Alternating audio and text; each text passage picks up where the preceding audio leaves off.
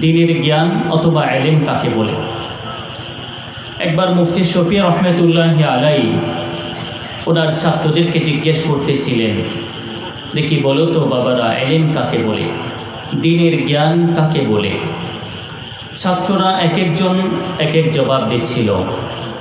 মুফতি শফি রহমতুল্লাহি আলাইহি বললেন, একজনের উত্তরও সঠিক হয়নি। ওই যে মেরকাতের শুরুতে, সুলামুল উলুমের শুরুতে অনেক তারিফ আছে না, এগুলো তারা করতেছিল। মুফতি শফি রহমতুল্লাহি আলাইহি বললেন যে আসলে ইলম, দ্বীনি জ্ঞান বলা হয় সে নূর বা সে আলোকে, যে আলো যার কাছে অর্জিত হবে তার জন্য দ্বীনের কাজ করা এবং বদ্দীনের কাজ ছাড়া সহজ হবে। ইলম বলা হয় এমন নূরকে, এমন আলোকে, যে আলো যার কাছে থাকবে তার জন্য নেকের কাজ করা, সুন্নাহ মোতাবেক চলা, নেকির কাজ করা সহজ হবে এবং গুনাহ থেকে বাঁচা সহজ হবে। তাহলে এখন দেখা যায় আমাদের দেশে অনেক ছাত্র তারা মাদ্রাসায় পড়ে কিন্তু মাথার চুলগুলা সুন্নাত তরিকায় নেই, মাদ্রাসায় পড়ে কিন্তু তারা এই যে শরীরের স্ট্রাকচার, তাহার সুরত, এটা সুন্নাত তরিকায় নেই। এরকম অনেক ছাত্রকে দেখা যায়। যদি এরকম আপনি দেখেন তাহলে বুঝবেন তার কাছে ইলম নেই, তার কাছে কিছু ইনফরমেশন আছে। কারণ ইলম তো সেই নূরের নাম, সেই আলোর নাম, যে আলোর মাধ্যমে মানুষ নেকির কাজ করতে পারে, গুনাহের কাজ ছাড়তে পারে। আলেম কাকে বলে? আমরা তো মনে করি মাথার মধ্যে পাগড়ি বেঁধে বড় বড় লেকচার দিতে পারলে তার নাম আলেম। আসলে নয়। আল আলিমুল্লাযী ইয়ামালু বিইলমিহি, আলেম তো তার নাম যে নিজের ইলম অনুপাতে আমল করে। যেই মানুষটার কাছে ইলম আছে কিন্তু আমল নেই, সে তো আসলে বাস্তবিক দৃষ্টিকোণ থেকে আলেমও নয়। এজন্য আলেম যদি হতে চান দুটি গুণ লাগবে। এক নম্বর গুণের নাম হলো ইলম, দুই নম্বর গুণের নাম হলো তাকওয়া। যার কাছে ইলমও আছে, তাকওয়াও আছে, তার নাম আলেম। যার কাছে ইলম আছে, তাকওয়া নাই, শয়তান। যার কাছে তাকওয়া আছে, ইলম নাই, জাহেল। শয়তান আল্লাহকে পাবে না, জাহেলও আল্লাহকে পাবে না।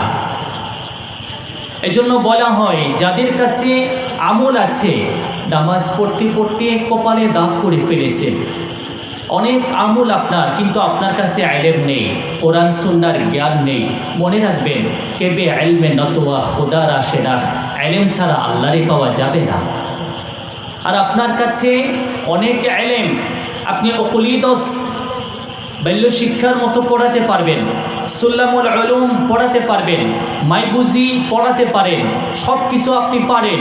বুখারী শরীফের অসংখ্য হাদিস আপনার মুখস্থ, তিরমিজি শরীফের অসংখ্য হাদিস ইবারত সহ সনাদান, মাতানান, জারহান, তা'দিলান আপনি জানেন। সব কিছু আছে কিন্তু মুখে দাড়িটা নাই, সব কিছু আছে মাথায় টুপিটা নাই, সব কিছু আছে এখানে টাই পরেন, তাহলে বুঝবেন এই মানুষটা হলো শয়তান।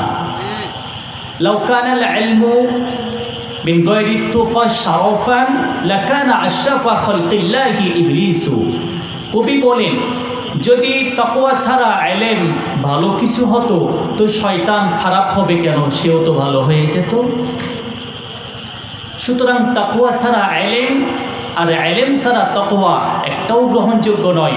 ইলম লাগবে, তাকওয়া লাগবে, উভয়টাই যদি আপনার কাছে থাকে তাহলে আপনি জান্নাতি হতে পারবেন। এখন আপনি বলবেন, হুজুর আপনি বললেন ইলম ছাড়া আল্লাহকে পাওয়া যায় না, তো আমরা তো সাধারণ মানুষ, আমাদের কাছে তো ইলম নেই, তাহলে আমরা কি আল্লাহকে পাবো না? তার জবাব, যদি আপনি আল্লাহকে পেতে চান আপনাকে একটি কাজ করতে হবে। সেই কাজটি হলো যারা জানে তাদের কাছ থেকে জিজ্ঞেস করে করে আমল করতে হবে, তাদের কাছ থেকে জিজ্ঞেস করে করে আমল করতে হবে। এজন্য রব্বুল আলামিন বলেন, ফাসআলু আহলা যিকরি ইন কুনতুম লা তা'লামুন, তোমরা যদি না জানো তাহলে যারা জানে তাদের কাছ থেকে জেনে জেনে আমল করিও। কিন্তু এখন দেশের মানুষ জানার জন্য মাদ্রাসায় যায় না। এই যে আমাদের পাশে বড় মাদ্রাসা আছে, এই যে এটা একটা ভালো মাদ্রাসা, পাশে ভাঙ্গাপাড়া বড় মাদ্রাসা আছে, ওদিকে আজিজিয়া মাদ্রাসা আছে, চাম্বল মাদ্রাসা আছে, হাটহাজারি মাদ্রাসা আছে, পটিয়া মাদ্রাসা, বাবুনগর, নানুপুর, কত ভালো ভালো বড় বড় মাদ্রাসা আছে। এই মাদ্রাসায় যায় না, তারা কি করে? মোবাইল খুলে ইউটিউব দেখে সেখানে বক্তার ওয়াজ শুনে তারপর সে আমল করে। আপনারা জানেন কিনা আমি জানি না, বর্তমান ইসরায়েলি আগ্রাসন ফিলিস্তিনের উপরে যা হয়েছে, এই আগ্রাসনের পিছনে যারা যারা ইন্ধন দিয়েছে, টাকা দিয়েছে, এদের ভিতরে দুইটা বড় বড় কোম্পানি আছে। এক নাম্বার মাইক্রোসফট আর দুই নাম্বার হলো গুগল কোম্পানি। আপনি গুগল থেকে লেখাপড়া শিখছেন আর তারা টাকা পাচ্ছে, টাকা দিয়ে আমাদের ভাইকে তারা মারতেছে। নাউজুবিল্লাহ। এজন্য ইন্না হাযাল ইলমা দীনুন ফানজুরু আম্মান তাখুযুনা দীনাকুম। রাসূল বলেছে এই ইলম এটা দ্বীন, তার কাছ থেকে গ্রহণ করছো ভালো করে দেখে নাও। তার কি এখানে চাই আছে? তার কি দাড়ি নাই? তার কি মাথার মধ্যে টুপি নাই? তার কি সনদ আছে? সে কি মাদ্রাসায় পড়ায়? সে কি শেখুল হাদিস? সে কি মুহাদ্দিস? সে কি মুফতি? যার তার কাছ থেকে ইলম নেওয়া যাবে না। ইলম নিতে হবে উলামায়ে কিরাম, হক্কানি মুহাক্কিক উলামায়ে কিরামের কাছ থেকে। জোরে বলুন ঠিক কি না? এজন্য এই ইলম এটা একটা দ্বীন। এই দ্বীন আপনি কার কাছ থেকে গ্রহণ করছেন দেখে শুনেই গ্রহণ করিয়েন। ইন্না হাযাল ইলমা দীনুন ফানজুরু আম্মান তাখুযুনা দীনাকুম। সম্মানিত ভাইয়েরা, এই যে ইলম, আজকে আমাদের দেশে দুই প্রকার জ্ঞানের চর্চা আছে। এক নাম্বার জাগতিক শিক্ষা, দুই নাম্বার ধর্মীয় শিক্ষা। জাগতিক শিক্ষা আমাদের দেশে আছে, ইংলিশ মিডিয়াম আছে, English medium school, college, varsity এগুলো আছে। সাথে সাথে আছে নুরানি মাদ্রাসা, আছে মক্তব, আছে ফুরকানিয়া, আছে হেফজখানা, আছে কিতাবখানা, আছে জামিয়া। এক পাশে জাগতিক শিক্ষা আর এক পাশে হলো ধর্মীয় শিক্ষা। এখন আমাদেরকে বুঝতে হবে জাগতিক শিক্ষা আর ধর্মীয় শিক্ষার মাঝখানে পার্থক্যটা কোথায়। আমি সংক্ষেপে শুধু দুটি পার্থক্য উপস্থাপন করার চেষ্টা করব। এক নাম্বার, জাগতিক শিক্ষায় অসংখ্য ভুল থাকতে পারে, কিন্তু ধর্মীয় শিক্ষায় কোনো ভুল থাকতে পারে না। জাগতিক শিক্ষায় ভুল থাকতে পারে, কিন্তু ধর্মীয় শিক্ষায় কোনো ভুল থাকতে পারে না। কোরআনে কোনো ভুল থাকতে পারে না, সহিহ হাদিসে কোনো ভুল থাকতে পারে না। কিন্তু জাগতিক শিক্ষায় ভুল থাকতে পারে। বিজ্ঞান, জাগতিক শিক্ষার মধ্যে সবচেয়ে দামি শিক্ষার নাম হলো বিজ্ঞান শিক্ষা। এই বিজ্ঞান একসময় টলেমি বলেছিল যে সূর্য ঘুরে পৃথিবীর চারপাশে, সূর্য ঘুরে পৃথিবীর চারপাশে। বিজ্ঞান মহলে এই থিওরি চলেছিল 250 বছর যাবৎ। বিজ্ঞানীরা মনে করত সূর্য পৃথিবীর চারপাশে ঘুরে, কিন্তু এই 250 বছর পর নিকোলাস কোপারনিকাস আসলো। এই নিকোলাস কোপারনিকাস এসে সে বলল টলেমির থিওরি ভুল হয়েছে। সে মাইক্রোসফটের মাধ্যমে অন্যান্য যন্ত্র দিয়ে সে কথা বুঝতে পেরেছে যে টলেমির বিজ্ঞান নাকি ভুল ছিল। আসল বিজ্ঞান হলো পৃথিবী ঘুরে, সূর্য নয়। এই থিওরি বিজ্ঞান মহলে জারি ছিল 50 বছর। এরপরে এসেছে বর্তমান যুগের যারা বিজ্ঞানী, তারা এসে বলল নিকোলাস কোপারনিকাস ভুল করেছে, টলেমি যা বলেছিল তাই সঠিক ছিল। বলুন তো তাহলে মত হয়ে গেল কয়টি? 3টি। আর কোরআন আজ থেকে নিয়ে 2000 বছর পূর্বে বলেছিল ওয়াশ-শামসু তাজরি লিমুস্তাকাররিন লাহা, অর্থাৎ সূর্য ঘুরে পৃথিবীর চারপাশে।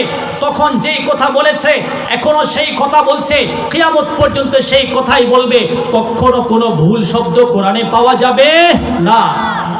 কোরআনে কোনো ভুল নেই। কোরআনের ভুল যারা ধরতে এসেছে নিজের ভুল কোরআনের সামনে ধরা পড়েছে। কোরআনকে যারা অপমান করতে এসেছে নিজেই অপমানিত হয়েছে। কোরআনকে যারা অসম্মান বেইজ্জত করতে এসেছে নিজেই বেইজ্জত হয়েছে, অসম্মান হয়েছে। কোরআনের ভুল যারা ধরতে এসেছে নিজের ভুল ধরা পড়েছে। কোরআনের ভুল আজ পর্যন্ত কেউ ধরতে পারে নাই। ইনশাআল্লাহ কিয়ামত পর্যন্ত কোরআনের ভুল কেউ ধরতে পারবে না। জোরে বলুন ঠিক কিনা? সম্মানিত ভাইয়েরা, এই যে আমি বললাম জাগতিক বিজ্ঞানে ভুল থাকতে পারে, কি বলেন, জাগতিক বিজ্ঞানে ভুল থাকতে পারে না? এগুলো তো মানব রচিত জ্ঞান, মানুষের জ্ঞান সীমিত, সুতরাং মানব রচিত জ্ঞান, সীমিত জ্ঞান, ভুল থাকতে পারে। এজন্য আমাদের স্কুল কলেজের বইগুলোতে দেখা যায় বারবার একটা চ্যাপ্টার পরিবর্তন করতে হয়, কিন্তু কোরআনের আজ পর্যন্ত কোনো চ্যাপ্টার পরিবর্তন করেছে এমন কোনো নজির নেই। দেখা যায় এই স্কুল কলেজের বইগুলোতে শরীফ শরীফার গল্প অ্যাড করা হয়েছিল, আবার এটাকে ক্যান্সেল করা হচ্ছে। দেখা যায় স্কুল কলেজের বইগুলোতে লেখা আছে হাট্টিমা টিম টিম টিম, তারা মাঠে পাড়ে ডিম, তাদের খাড়া দুটো শিং, তারা হাট্টিমা টিম টিম টিম। যে দেখুন তো ভাইয়েরা, এই যে একটি ছড়া বলল একটা প্রাণী, তাদের নাকি খাড়া দুটো শিং আছে, তারা নাকি ডিম পাড়ে। আচ্ছা বলুন তো ভাইয়েরা, যাদের খাড়া শিং আছে তারা কি ডিম পাড়ে? গরু কি ডিম পাড়ে নাকি বাচ্চা দেয়? বাচ্চা দেয়। ছাগলের খাড়া শিং আছে, ছাগল কি ডিম পাড়ে না বাচ্চা দেয়? যারা বাচ্চা দেয় তাদেরই খাড়া শিং থাকতে পারে, যাদের খাড়া শিং থাকে তারাই বাচ্চা দেয়। খাড়া শিংওয়ালা জানোয়ার তো ডিম পাড়ে না। তাহলে এই যে ছড়া সত্য হলো নাকি অশুদ্ধ হলো? অশুদ্ধ হলো। কিন্তু কোরআন আপনি গবেষণা করে দেখতে পারেন, কোরআন শুরু করবেন, আল্লাহ রাব্বুল আলামিন বলেছেন যালিকাল কিতাবু লা রাইবা ফীহি, এটা সেই কিতাব যে কিতাবের বিসমিল্লাহর বা থেকে শুরু করে নাসের সিন পর্যন্ত একটা শব্দ পর্যন্ত ভুল নাই। সুবহানাল্লাহ। সম্মানিত ভাইয়েরা, এটা হলো একটি পার্থক্য। জাগতিক বিজ্ঞানে ভুল থাকতে পারে, কিন্তু কোরআনে কোনো ভুল থাকতে পারে না। নাম্বার 2, জাগতিক বিজ্ঞান এটা দুনিয়াতে কাজে আসতে পারে, কিন্তু কবরে কাজে আসে না। এই জাগতিক বিজ্ঞান আপনি যদি কবরে যান, আপনাকে কি জিজ্ঞেস করা হবে বিজ্ঞান শিখেছো? জিজ্ঞেস করা হবে না? হবে না। সেখানে জিজ্ঞেস করা হবে না তোমার কাছে কয়টি ছড়া মুখস্থ আছে, তোমার কাছে we therefore pray and hope that you would speak kind enough to grant me English মুখস্থ আছে কিনা জিজ্ঞেস করা হবে না। সেখানে চল চল চল ঊর্ধ্ব গগনে বাজে মাদল মুখস্থ আছে কিনা জিজ্ঞেস করা হবে না। সেখানে আমার সোনার বাংলা আমি তোমায় ভালোবাসি মুখস্থ আছে কিনা জিজ্ঞেস করা হবে না। সেখানে জিজ্ঞেস করা হবে দিন শিখেছো কিনা, ওমা দীনুকা, তোমার দিন কি জিজ্ঞেস করা হবে। সুতরাং এই কবরে জাগতিক শিক্ষা চলে না।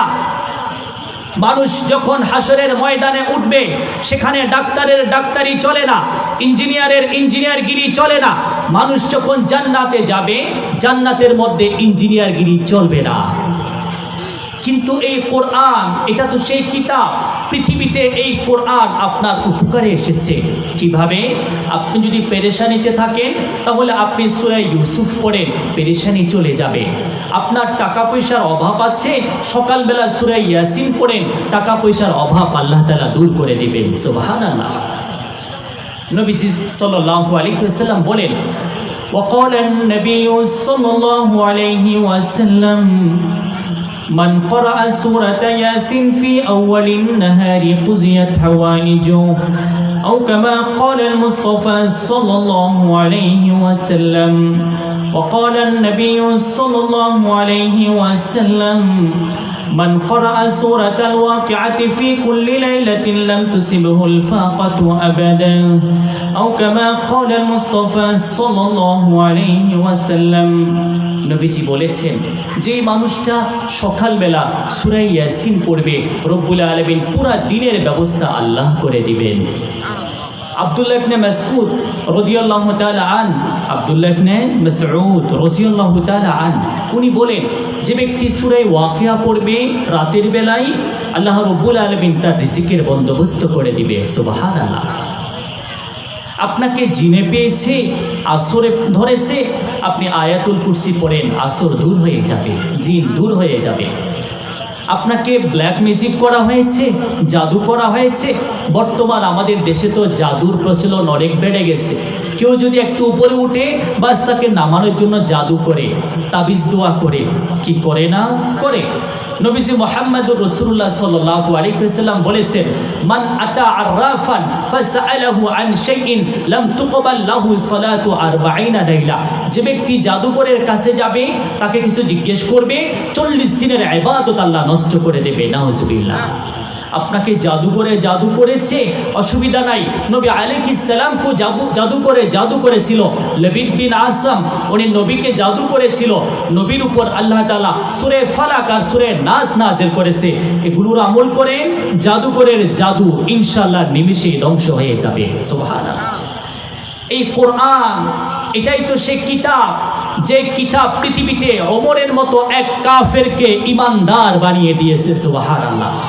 হযরত ওমর ফারুক রাদিয়াল্লাহু তাআলা আনহু, ওনার কোনো সম্মান ছিল না, ওনার কোনো ইজ্জত ছিল না, ওনার কোনো মূল্যবোধ ছিল না, কারণ উনি কাফের ছিল। উনি নিজের হাতে তলোয়ার নিয়ে বিশ্ব নবীকে মারার জন্য এসেছিল। নাউজুবিল্লাহ। কিন্তু এই ওমরকে কোন জিনিস এত দামি বানিয়ে দিল? ওমর কেমন দামি হয়ে গিয়েছে ইসলাম আনার পরে? ওমরের এত সম্মান বেড়ে গেছে, ওমরের নাম উচ্চারণ করলে বলতে হয় রাদিয়াল্লাহু তাআলা আনহু। সুবহানাল্লাহ। এত সম্মান বেড়ে গেছে, ওমরকে আল্লাহ তাআলা বিশ্ব নবীর শ্বশুর বানিয়ে দিয়েছে। সুবহানাল্লাহ। মুহাম্মদুর রাসূলুল্লাহ সাল্লাল্লাহু আলাইহি ওয়াসাল্লামের স্ত্রী হাফসা ওমরের কন্যা, ওমর রাদিয়াল্লাহু তাআলা আনহুর কন্যা। ওনার এত সম্মান বেড়ে গেছে, বিশ্বনবী মুহাম্মদুর রাসূলুল্লাহ সাল্লাল্লাহু আলাইহি ওয়াসাল্লাম যেখানে ইন্তেকালের পর ওনাকে দাফন করা হয়েছে, তার পাশে আবু বকর রাদিয়াল্লাহু তাআলা আনহু, এর পাশে যার সিট, যার স্থান, তার নাম ওমর রাদিয়াল্লাহু তাআলা আনহু। এত সম্মান ওনার এত সম্মান। সমস্ত সাহাবী এরা হলো মুরিদে রাসূল, আর ওমর হলো মুরাদে রাসূল। সমস্ত সাহাবী মুরিদে রাসূল আর ওমর মুরাদে রাসূল। এর অর্থ হলো সমস্ত সাহাবী আল্লাহর নবীকে রাজি করতে চায়, আল্লাহর নবীকে খুশি করতে চায়, আল্লাহর নবীকে পেতে চায়, আর আল্লাহর নবী ওমরকে পেতে চায়। সুবহানাল্লাহ। আল্লাহ নবী দোয়া করেছে, আল্লাহুম্মা আইজ্জিল ইসলামা বিআহাব্বি হাযাইনির রাজুলাইনি ইলাইকা বিআবি জাহাল আও ওমর ইবনুল খাত্তাব। রব্বুল আলামিন, আপনি ওমর বিন খাত্তাব এবং আবু জাহাল দুইজনের কোনো একজনকে মুসলমান বানিয়ে ইসলামকে শক্তিশালী করেন। সুবহানাল্লাহ। আচ্ছা, নবী আলাইহিস সালাম দোয়া করবে, আল্লাহ কবুল করবেন না এমন কি হতে পারে? না। নবীজি মুহাম্মদুর রাসূলুল্লাহ সাল্লাল্লাহু আলাইহি ওয়াসাল্লাম, ওনার কাছে সাহাবে কেরাম এসে বলল, ইয়া রাসূলুল্লাহ, এলাকার মধ্যে পানি নেই, বৃষ্টি নেই, আমরা অনেক কষ্টে আছি, আপনি একটু দোয়া করুন না। নবীজি মুহাম্মদুর রাসূলুল্লাহ হাত তুলতে দেরি হয়েছে, বৃষ্টি নাজিল হতে দেরি হয় নাই। আরেকবার খুব বেশি বৃষ্টি হচ্ছে, সাহাবে কেরাম নবীজির কাছে এসেছে, ইয়া রাসূলুল্লাহ, এত বৃষ্টি, এলাকা ভিজে গিয়েছে, এলাকার মধ্যে পানি উঠে গিয়েছে, মানুষগুলা কষ্টে আছে, আপনি একটু দোয়া করুন না। আল্লাহর নবীর হাত তুলতে দেরি হয়, বৃষ্টি বন্ধ হতে দেরি হয় না। সুবহানাল্লাহ। বিশ্বনবী মুহাম্মদুর রাসূলুল্লাহর কাছে এক সময় আবু হুরায়রা এসে বলল, ইয়া রাসূলুল্লাহ, আমার মা আমাকে মেরেছে। আল্লাহ নবী বলে, তোমার মা তোমাকে মেরেছে, এটা আমাকে বলে লাভ কি? আমি কি তোমার মায়ের বিচার করব নাকি? আবু হুরায়রা বলল, ইয়া রাসূলুল্লাহ, আপনাকে বিচার করার জন্য বলছি না, তবে আপনি আমার মায়ের জন্য একটু দোয়া করুন, যেন আল্লাহ আমার মাকে হেদায়েত দান করে। মুহাম্মদুর রাসূলুল্লাহ সাল্লাল্লাহু আলাইহি ওয়াসাল্লাম হাত তুলে দোয়া করলেন, আল্লাহুম্মা হদি উম্মা আবি হুরায়রা, রব্বুল আলামিন, আপনি আবু হুরায়রার মাকে হেদায়েত দান করেন। বিশ্বনবীর দোয়ার সাথে সাথে আবু হুরায়রা নিজের কাপড় চোপড় শক্ত করে ধরে দৌড় দিচ্ছে। পিছন থেকে এক সাহাবী চিন্তা করলো, আবু হুরায়রা অনেক নরম মেজাজের মানুষ, অনেক সরল মানুষ, অনেক নরম মানুষ, আজকে হঠাৎ করে দৌড়াচ্ছে কেন? পিছন থেকে জিজ্ঞেস করেছে, আবু হুরায়রা, কি হয়েছে, কেন দৌড়াচ্ছ তুমি?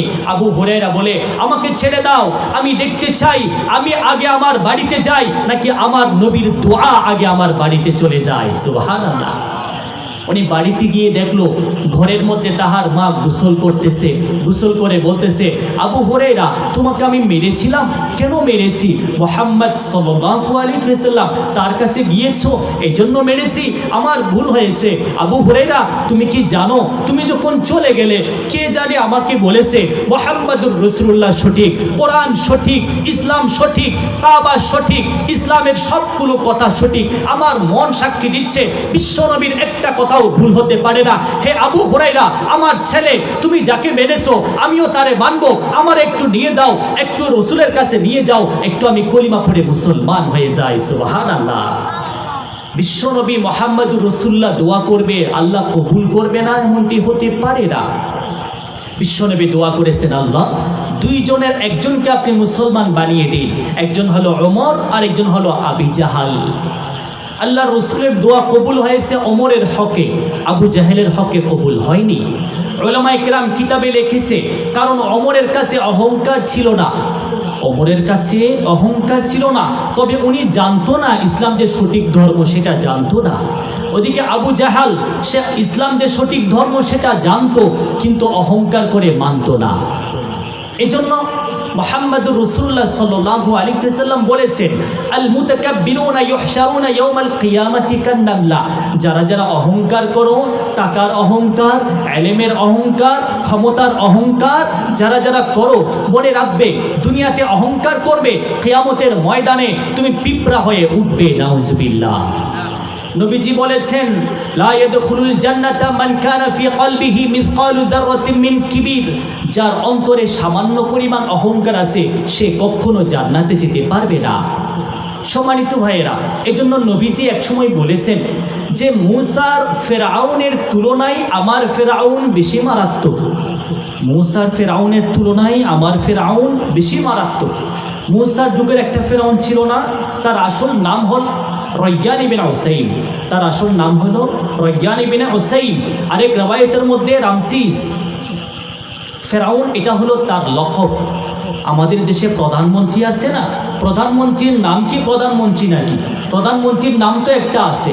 তো ঠিক তদ্রূপভাবে ফেরাউন তার আসল নাম হলো রয়্যান ইবনে উসাইম, কিন্তু ফেরাউন এটা হলো প্রধানমন্ত্রীর মতো একটা শব্দ। তো এই ফেরাউনের তুলনায় নবীজি বলেন ওনার যুগের ফেরাউন অর্থাৎ আবু জাহাল বেশি মারাত্মক। কেন? কারণ ওই মুসার যুগে ফেরাউন যখন সে ডুবে যাচ্ছে তখন সে বলেছে, আমানতু আন্নাহু লা ইলাহা ইল্লাল্লাযী আমানাত বিহি বনু ইসরাঈল, বনি ইসরাঈল যার উপর ঈমান এনেছে আমি ফেরাউন তার উপর ঈমান আনতে চাই। সে মরার সময় ঈমান আনতে চেয়েছে। আর ওদিকে আবু জাহাল, সে যখন মারা যাবে মুআজ আর মুআওয়াজের হাতে, তখন আবু জাহেল বলতেছিল যে আমাকে যখন কাটবে একটু নিচ থেকে কাটিও, যেন দেখতে আমার গলাটা বড় দেখা যায়। দেখেছেন, মৃত্যুর সময় পর্যন্ত অহংকার করেছে। নাউজুবিল্লাহ। এজন্য তার কপালে হেদায়েত আসেনি। এজন্য যারা যারা অহংকার করে কপালে হেদায়েত আসবে না, অহংকার ছেড়ে দেন। তো বলতে চাইতেছিলাম নবীজি দোয়া করেছে, এজন্য আল্লাহ ওমরকে কবুল করেছে। সুবহানাল্লাহ। ওমরের এত সম্মান, নবীজি বলেছে ওমর যেই রাস্তা দিয়ে যায় শয়তান সেই রাস্তা ফেলে অন্য রাস্তায় পালিয়ে চলে যায়। সুবহানাল্লাহ। নবীজি বলেন, লাউ কানা বা'দি নাবিয়্যুন লাকানা ওমর, আমার পরে যদি কেউ নবী হয় তাহলে ওমরই নবী হবে। ওমরের এত সম্মান, ওমরের এত দাম। সম্মানিত ভাইয়েরা, মনে করুন আপনাদের এই মাদ্রাসা, এখানে একটা ক্লাসে একটা ছাত্র ভর্তি হয়েছে 40 নাম্বারে, তাহলে তার ফার্ম নাম্বার হবে 40, কিন্তু সে পরীক্ষায় এত ভালো রেজাল্ট করেছে তার রোল নম্বর হয়েছে 2, রোল নম্বর 2। ঠিক তদ্রূপভাবে ওমর রাদিয়াল্লাহু তাআলা আনহু যখন ইসলামে প্রবেশ করেছে তখন ওনার ফার্ম নাম্বার অর্থাৎ উনি মুসলমান হয়েছে 40তম মুসলমান। ওনার আগে আরো 39 জন মুসলমান হয়েছে, কিন্তু ওনার আমল এত বেশি, ইখলাস এত বেশি, ওনার নিয়ত এত ভালো, আমল এত শক্তিশালী, আল্লাহর নবী ওনাকে দ্বিতীয় সাহাবী অর্থাৎ দ্বিতীয় খলিফা বানিয়ে দিয়েছে। সুবহানাল্লাহ। ওমরের এত সম্মান। নবীজি মুহাম্মদুর রাসূলুল্লাহ সাল্লাল্লাহু আলাইহি ওয়াসাল্লাম বলেন, وقال النبي صلى الله عليه وسلم إن الله جعل الحق على لسان عمر وقلبي আও কামা ক্বালা আল-মুস্তাফা সাল্লাল্লাহু আলাইহি ওয়াসাল্লাম।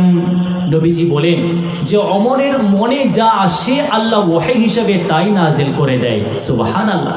ওমর রাদিয়াল্লাহু তাআলা আনহুর মনে, ওনার মুখে, ওনার অন্তরে যেই কথা আসে সেটা ওহী হয়ে যায়। সুবহানাল্লাহ। মুহাম্মদুর রাসূলুল্লাহ সাল্লাল্লাহু আলাইহি ওয়াসাল্লাম এক সময় আব্দুল্লাহ ইবনে উবাই ইবনে সালুল রাইসুল মুনাফিকিন, মুনাফিকদের সর্দার, উনি যখন মারা গেল ওনার জানাজা পড়ার জন্য দাঁড়িয়ে গেল। ওমর রাদিয়াল্লাহু তাআলা আনহু কাপড় টেনে ধরেছে, ইয়া রাসূলুল্লাহ আপনি এই মুনাফিকের নামাজ পড়াবেন না, কারণ এই মুনাফিক সে আমাদের সাথে মুনাফিকি করেছে। আল্লাহর নবী বলে তুমি আমাকে নিষেধ করছো, কিন্তু আল্লাহ তো আমাকে নিষেধ করেনি। এমন অবস্থায় আল্লাহ তাআলা আয়াত নাযিল করে দিয়েছে, ওয়ালা তুসাল্লি আলা আহাদিম মিনহুম মাতা আবাদা। হে রাসূল আপনি এই মুনাফিকের জানাজা পড়াবেন না। ওমরের মনের চিন্তা সাথে সাথে আল্লাহ আয়াত নাযিল করে দিয়েছে। তারপর বিশ্বনবী মুহাম্মদুর রাসূলুল্লাহ সাল্লাল্লাহু আলাইহি ওয়াসাল্লাম এই আব্দুল্লাহ এই মুনাফিক তাহার কবরের পাশে দাঁড়িয়ে গিয়েছে কবর জিয়ারত করার জন্য। ওমর রাদিয়াল্লাহু তাআলা উনি কাপড় টেনে ধরেছে, ইয়া রাসূলুল্লাহ আপনি এই মুনাফিকের কবর জিয়ারত করতে পারবেন না। আল্লাহর নবী বলে কই আমাকে আল্লাহ তো নিষেধ করে নাই, তুমি কেন নিষেধ করো? সাথে সাথে আল্লাহ আয়াত নাযিল করে দিয়েছে, ওয়ালা তাকুম আলা কবরি ইন্নাহুম কাফারু বিল্লাহি ওয়া রাসূলিহি ওয়া মাতু ওয়া হুম ফাসিকুন। সুবহানাল্লাহ। আমি বুঝাতে পারলাম কিনা আমি জানি না। আল্লাহ তাআলা হযরত ওমরকে এত সম্মানিত করেছে কিসের কারণে বলুন তো? আরে সবাই বলতেছে না কিসের কারণে? কোরআনের কারণে। কিসের কারণে? কোরআনের কারণে। তাহলে এই কোরআন আপনার জন্য পৃথিবীতে আছে, এই কোরআন আপনার জন্য কবরেও থাকবে। সুবহানাল্লাহ। নবীজি মুহাম্মদুর রাসূলুল্লাহ সাল্লাল্লাহু আলাইহি ওয়াসাল্লাম বলেন, وقال النبي صلى الله عليه وسلم إذا وضع الميت في قبره جاء القرآن عند رأسه والصلاة عن يمينه والصيام عن شماله وسائر الحسنات عند رجليه أو كما قال المصطفى صلى الله عليه وسلم। নবীজি বলেছেন কোন মানুষকে যখন কবর দেওয়া হয় তখন তার মাথার পাশে চলে আসে কোরআনে কারীম, তার ডান পাশে চলে আসে নামাজ, তার বাম পাশে চলে আসে রোজা, তার সমস্ত আমলগুলো তার পায়ের পাশে চলে আসে। সুবহানাল্লাহ। সুতরাং কবরে আপনার কোরআন এটা বন্ধু, কবরে কোরআন আপনার বন্ধু। এই কোরআন আপনার জন্য কিয়ামতের ময়দানেও কিন্তু বন্ধু হবে। নবীজি মুহাম্মদুর রাসূলুল্লাহ সাল্লাল্লাহু আলাইহি ওয়াসাল্লাম বলেছেন, আসিয়ামু ওয়াল কুরআনু ইয়াশফাআনি লিল আবদি, অর্থাৎ রোজা এবং কোরআন কিয়ামতের ময়দানে তার বান্দার জন্য, আল্লাহর বান্দার জন্য শাফাআত করবে, সুপারিশ করবে। সুবহানাল্লাহ। রোজা সেদিন বলবে, ইয়াকুলুস সিয়ামু রব্বি ইন্নী মানা'তুহু আত-তা'আমা ওয়াশ-শারাবা ফাশফি'নি ফীহি।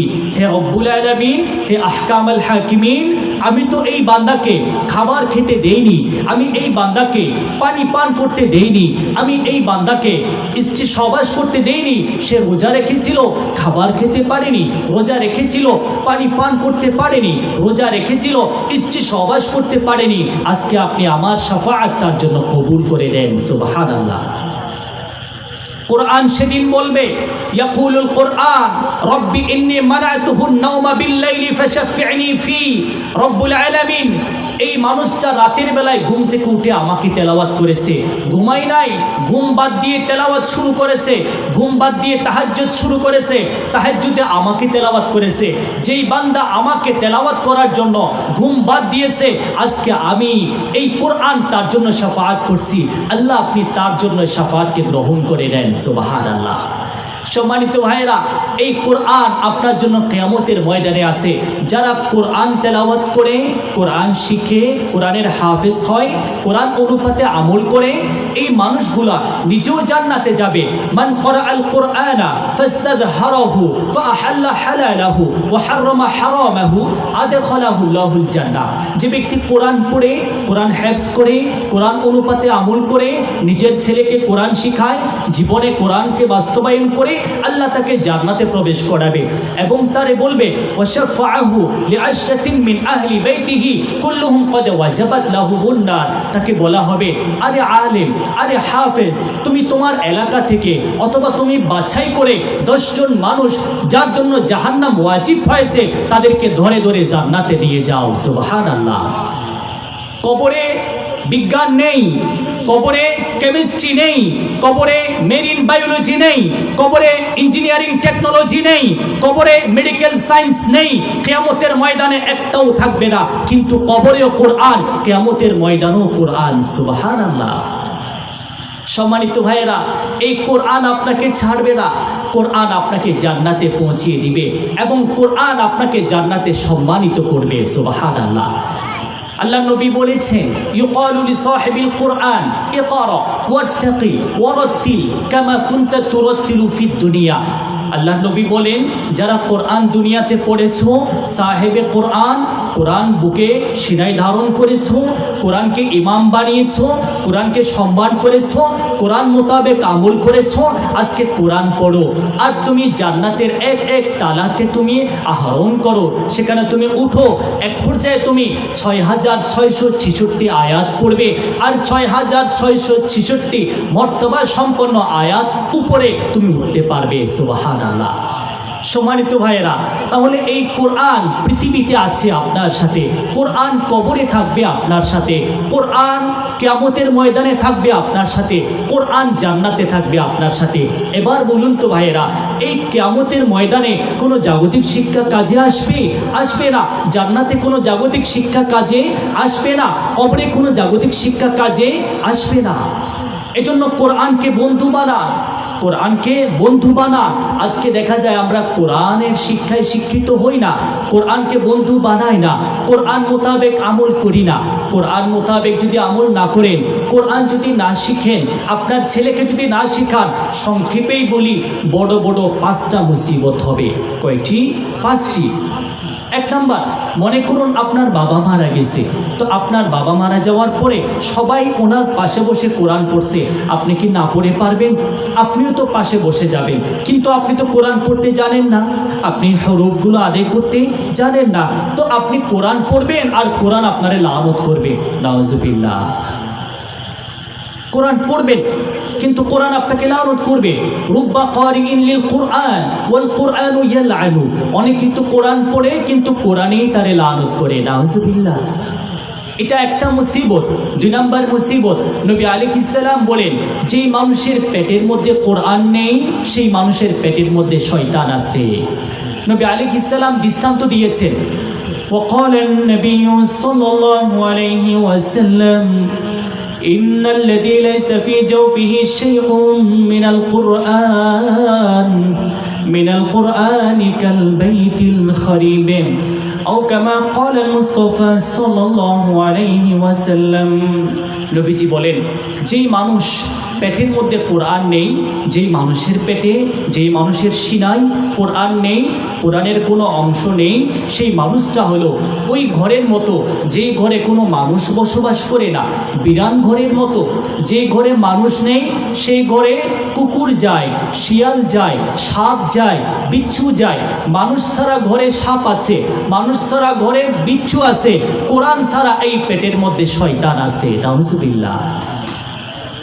কোরআন আপনি শিখবেন না, তাহলে আপনার 3 নাম্বার মুসিবত হলো সাইয়্যিদুল মুরসালিন, শাফিউল মুযনিবিন, রাহমাতাল লিল আলামিন, সাকিয়ে কাউসার, মদিনাহ কা তাজদার, আফতাবে নবুওয়াত, ফখরুল মওজুদাত, আশরাফুল মখলুকাত, হামি মাহি নাসির মনসুর শাহিদ মশহুদ, মুজাম্মিল মুদ্দাসসির তাহা তাসিন ইয়াসিন।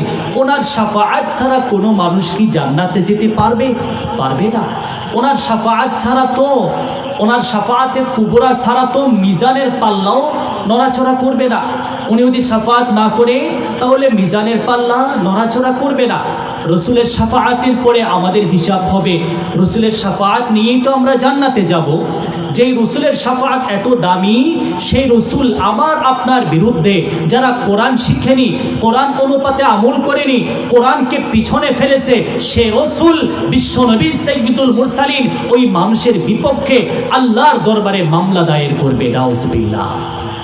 وقال الرسول يا ربي إن قومي اتخذوا هذا القرآن مهجورا আল্লাহ সেদিন বলবে, রব্বুল আলামিন আহকামুল হাকিমিন আল্লাহ আর রহমানুর রহিমুল মালিকুল কুদ্দুসুস সালাম, এই মানুষের দিকে তাকান, এই মানুষ কোরআন শিখে নাই, কোরআনকে ছেড়ে দিয়েছে, কোরআনকে পিছনে ফেলেছে, কোরআন মোতাবেক দেশ পরিচালনা করেনি, কোরআনের শিক্ষা বাস্তবায়ন করেনি। আজকে আমি আপনার দরবারে তার বিরুদ্ধে নালিশ করলাম। জোরে বলুন না নাউজুবিল্লাহ। কি করবেন বলুন তো ভাইয়েরা সেদিন, যদি বিশ্বনবী আমার আপনার বিপক্ষে নালিশ করে? কোরআন যারা শিখবেন না, 4 নাম্বার আপনাদের মুসিবত হলো কিয়ামতের ময়দানে অন্ধ হয়ে উঠবেন। নাউজুবিল্লাহ। আজকে কত সুন্দর এই চক্ষু, চোখ দিয়ে সব কিছু আপনি দেখেন, চোখ দিয়ে আপনার নাতিকে দেখতে পারতেছেন, আপনার ছেলেকে দেখতেছেন, আপনার মেয়েকে দেখতেছেন, এত সুন্দর বিশ্ব আপনি দেখতেছেন, কিন্তু কিয়ামতের ময়দানে আপনার চোখ অন্ধ হয়ে যাবে। নাউজুবিল্লাহ। মান আ'রাদা আন যিকরি ফাইন্না লাহু মাঈশাতান দনকা। রব্বুল আলামিন বলেন জিকির মানে কোরআন। এক তাফসীর অনুপাতে রব্বুল আলামিন বলেন যারা কোরআনকে পিছনে ফেলে, কোরআন থেকে বিমুখ হয়ে যায়, তাদেরকে আমি দিব সংকীর্ণতার জীবন, তাদের জীবনে কোনো সফলতা আসবে না। আমি তাদেরকে তুলব আ'মা, অন্ধ হিসেবে। তখন তারা বলবে ক্বালা রব্বি লিমা হাশারতানি আ'মা, আল্লাহ পৃথিবীতে তো কুনতু বাসীরা, আমার চক্ষু ছিল, আজকে কেন অন্ধ হয়ে গেলাম?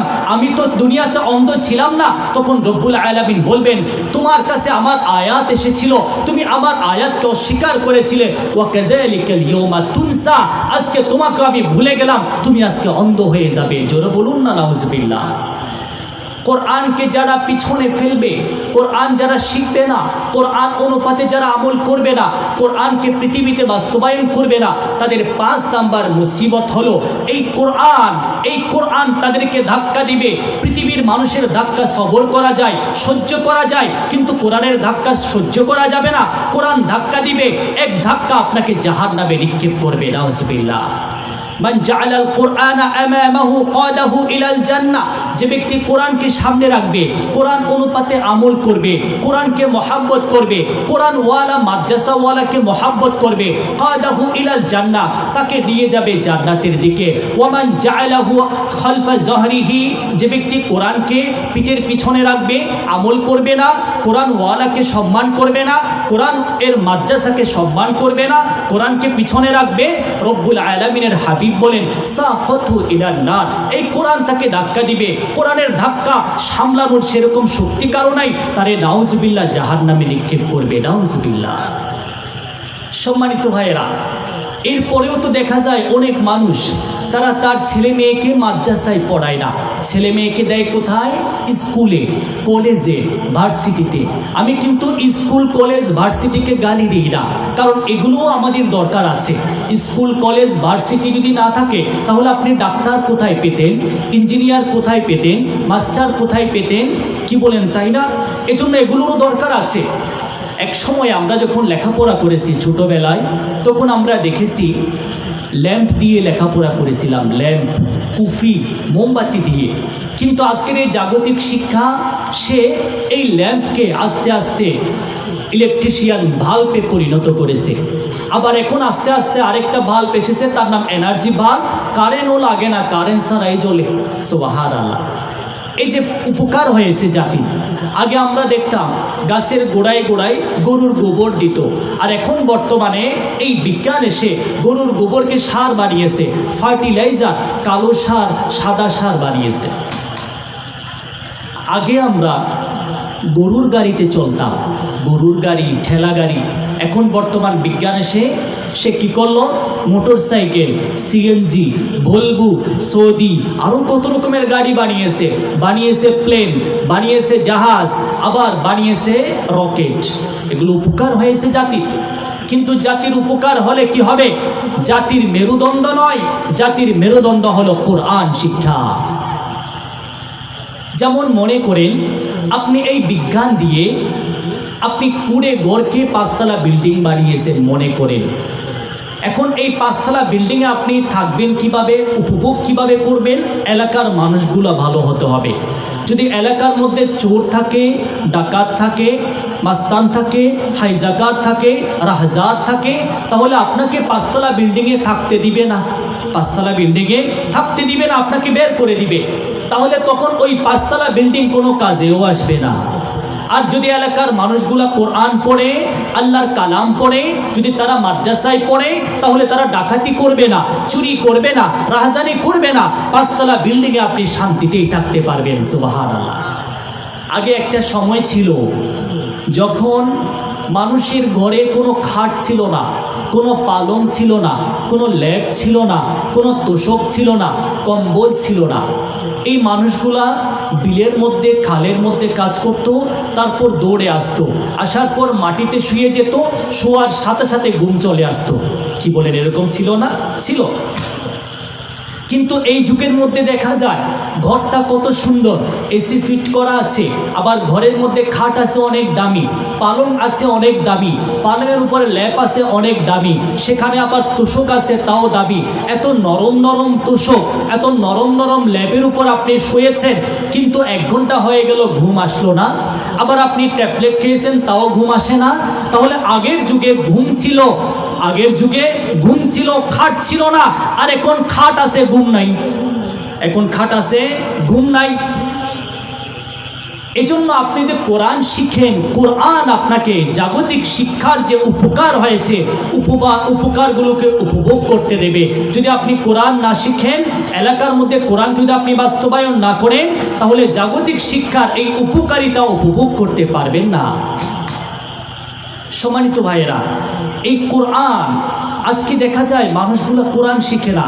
মানুষগুলা তার ছেলে মেয়েকে স্কুল কলেজে ভর্তি করিয়ে দেয়। আমরা বলি স্কুল কলেজে পড়বে, ঠিক আছে, কমপক্ষে কোরআনটা তাকে শিখান এই ছেলেকে, যাতে করে সে কোনোদিন আর নাস্তিক না হয়। কমপক্ষে তার নুরানিটা পড়ান, যাতে করে সে কিছু মাসলা মাসাইল শিখতে পারে। আপনি মারা গেলে আপনার জানাজাটা পড়াতে পারে। কমপক্ষে আপনি মারা গেলে আপনার পাশে সূরা ইয়াসিনটা পড়তে পারে। কিন্তু দেখা যায় এটাও মানুষগুলা করতে রাজি নাই। আজকে মানুষগুলা দেখা যায় সে তার ছেলেকে কোথায় দিবে? ইংলিশ মিডিয়ামে দিবে। কেন? তারা যখন জিজ্ঞেস করবেন, সে বলবে, হুজুর, মাদ্রাসায় পড়ালে আমার ছেলে কি হবে জানেন? আমার ছেলে ইমাম হবে, মুয়াজ্জিন হবে, মাদ্রাসার শিক্ষক হবে। ইমামের বেতন কত? 6,000 টাকা। মুয়াজ্জিনের বেতন কত? 4,000 টাকা। 6,000 টাকা বেতন, তাও আবার 5 মাস বাকি। তো আমার ছেলেটা কিভাবে থাকবে? তার ছেলে মেয়েকে কিভাবে লালন পালন করবে? আর তারে যে আমি স্কুলে ভর্তি করিয়ে দিয়েছি, এই ছেলেটা সে বিজ্ঞান নিয়ে লেখাপড়া করছে, সে এক পর্যায়ে ডাক্তার হবে, ডাক্তার হলে অনেক টাকা ইনকাম করবে। কি এরকম বলে না? বলে। তাহলে মানুষগুলা এলেম চিনতেছে না, কিন্তু তারা টাকা চিনতেছে, সম্পদ চিনতেছে। সুতরাং আমাদেরকে সংক্ষেপে এলেম এবং সম্পদের মাঝখানে পার্থক্য বোঝা উচিত। এলেম জ্ঞান, কোরআনের জ্ঞান, ইসলামের জ্ঞান, হাদিসের জ্ঞান মানুষকে কি করে, আর সম্পদ মানুষকে কি করে, এটা একটু বোঝা উচিত। সম্মানিত ভাইয়েরা, এই যে টাকা পয়সা, এটা দিয়ে মানুষরা আলোকিত করে কোন জিনিসকে? ঘরকে। কোন জিনিসকে? দোকানকে। কোন জিনিসকে? এলাকাকে।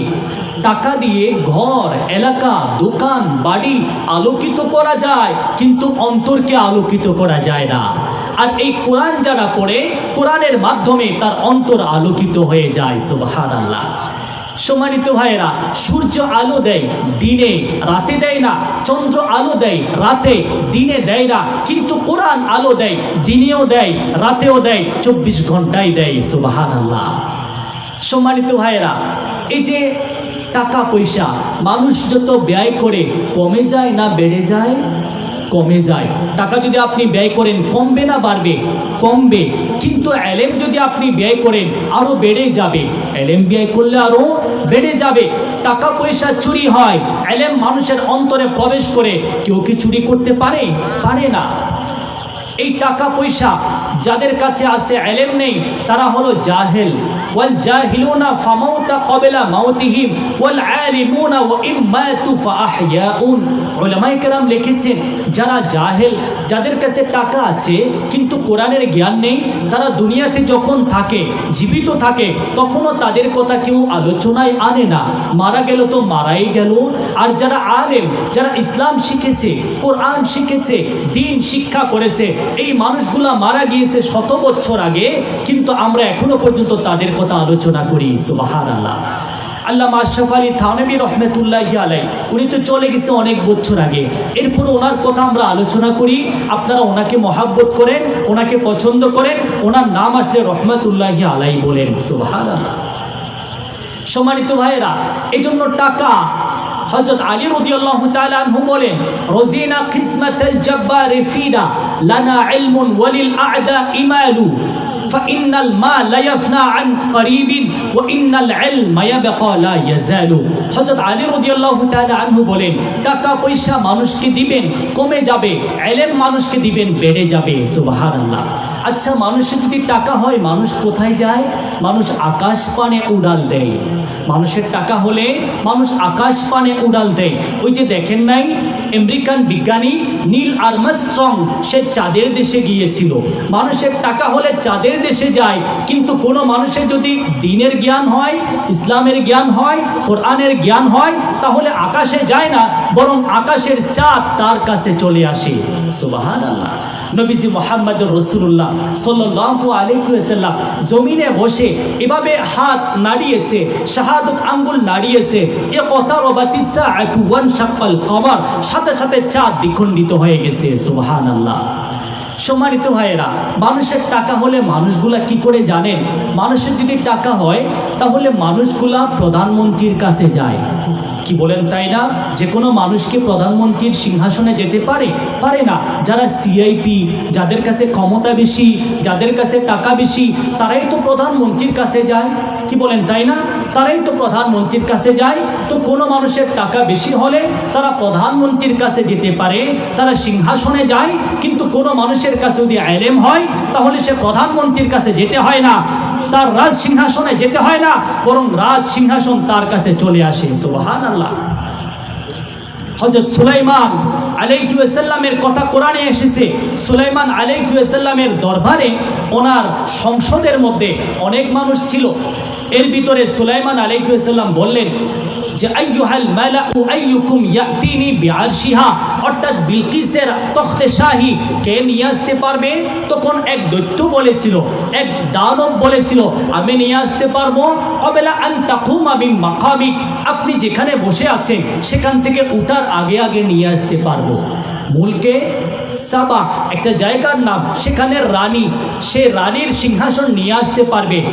এক দৈত্য, এক জিন, আপনি যেখানে বসে আছেন সেখান থেকে উঠার আগে আগে। সুলাইমান আলাইহিস সালাম বলল, না না, হবে না, আরো তাড়াতাড়ি আনতে হবে। তখন ফাকালাল্লাযী ইনদাহু ইলমুম মিনাল কিতাব, যার কাছে কিতাবের ইলম ছিল, সে বলেছিল, আনা আতিকা বিহি ক্বাবলা আন ইয়ারতাদ্দা ইলাইকা তরফু, আপনার দিকে একজন ব্যক্তি কপাল, কি বলে যে আপনার চোখের এই যে পাতাটা তুলেছে আবার নামিয়েছে, এর আগে আমি নিয়ে আসতে পারবো। সুবহানাল্লাহ। তার নাম শরহুল আকায়েদ আন-নাসফিয়াতে লেখা আছে, তার নাম হলো আসিফ বিন বারখিয়া। তার এত জ্ঞান, তার ইলম আছে, ইলমুম মিনাল কিতাব, কিতাবের ইলমের কারণে দৈত্য যা পারে নাই, জিন যা পারে নাই, ওই মানুষটা তা পেরেছে। সুবহানাল্লাহ। সম্মানিত ভাইরা, কোরআনের জ্ঞান মানুষকে বাদশা বানাতে পারে। কোরআনের জ্ঞান মানুষের অন্তরকে প্রজ্বলিত করতে পারে। কোরআনের জ্ঞান মানুষকে চুরি থেকে বাঁচাতে পারে। কোরআনের জ্ঞান মানুষকে ডাকাতি থেকে বাঁচাতে পারে। যদি এলাকার মধ্যে কোরআনের জ্ঞানের প্রচার প্রসার হয়, কোরআনের আমল যদি হয়, ইনশাআল্লাহ আমাদের বাংলাদেশ সোনার বাংলাতে পরিণত হবে। জোরে বলুন ঠিক কিনা? রব্বুল আলামিন আমাদের সবাইকে কোরআন অনুপাতে আমল করবার, কোরআনের জ্ঞান অর্জন করার সেই তৌফিক দান করুক। আমিন আমিন। ওয়া মা আলাইনা ইল্লাল বালাগুল মুবিন। আসসালামু আলাইকুম ওয়া রাহমাতুল্লাহ।